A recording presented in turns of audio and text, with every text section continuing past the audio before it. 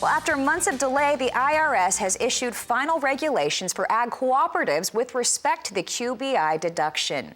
Roger McEowen with the Washburn University School of Law joins us with the latest. Thanks for joining us, Roger, and bring us up to speed on the changes to the proposed regulations.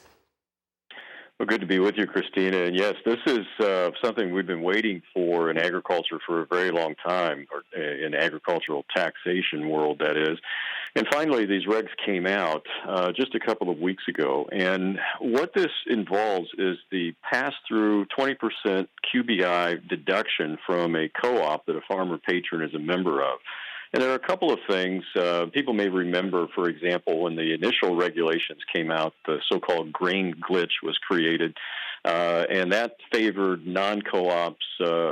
favored co-ops over non-co-ops, and then Congress had to come in and straighten that out. That's what we're talking about here. Well, now we have final regulations.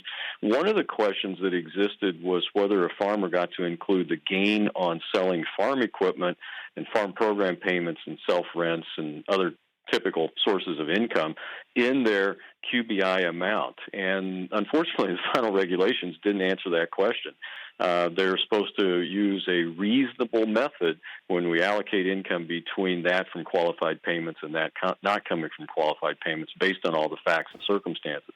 So not a lot of clarification there, but basically that means you make your own decision with respect to including or excluding those items of farm asset sales. Which is tough when we're up to our own devices, what we are going to include. We like to have precision in tax and not facts and circumstances test, and that's unfortunate in that one. You know, and this is going to make your job a little bit more difficult, I would imagine, as well. What's the big takeaway here, Roger?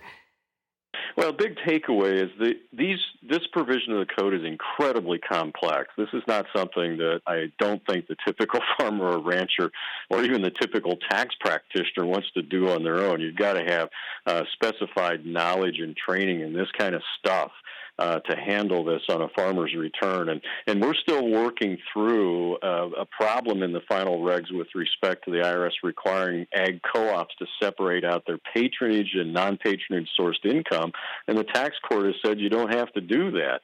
So I'm not sure how that's supposed to work out here in the future. Hopefully we'll get some more clarification on that. But we're starting tax season pretty soon. In March 1, that farmer filing deadline is going to come up on us. So this is going to be a tricky one for this tax season. Yeah, especially for those who were thinking about filing early to maybe get that refund a little bit early. So thank you for joining us. You always bring us such a wealth of information, literally. Roger McEowen with the Washburn University School of Law, thank you for joining us.